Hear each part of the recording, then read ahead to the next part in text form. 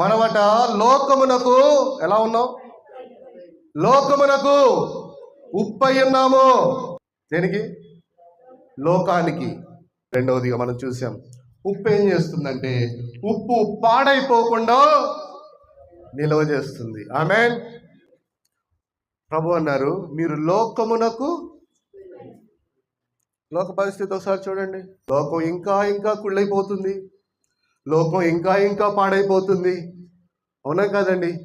విలువలు పడిపోతున్నాయా లేదా? విలువలు మృగ్యమైపోతున్నాయా లేదా?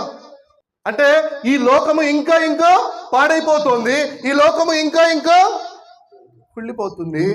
ఇటువంటి ఈ లోకానికి మీరు ఉప్పు అంటే మనము ఈ లోకము మరింత కుళ్ళిపోకుండా, మరింత పాడైపోకుండా ఈ లోకానికి మనం ఉప్పులాగా వ్యవహరించాలి. అందుకే ప్రభు అన్నాడు, నా పేరు పెట్టబడిన నా జనులు తమ్మును తాము తగ్గించుకొని తమ చెడు మార్గములను విడిచి నన్ను వెతికితే నేను మిమ్మల్ని ఆశీర్వదిస్తానన్నాడా? మీ దేశమును స్వస్థపరుస్తాను. ఆమేన్. ఏమన్నాడు? మీ దేశమును. క్రైస్తవులు కనుక కరెక్ట్గా ఉంటే దేశాలు దీవించబడతాయి. ప్రభు అంటారు, మీరు లోకమునకు ఉప్పుగా ఉండాల్సిన నీవు ఉప్పుగా లేకపోతే లోకం ఇంకా కుళ్ళిపోతుంది. ప్రభు అంటున్నారు, మీరు లోకమునకు ఉప్పు.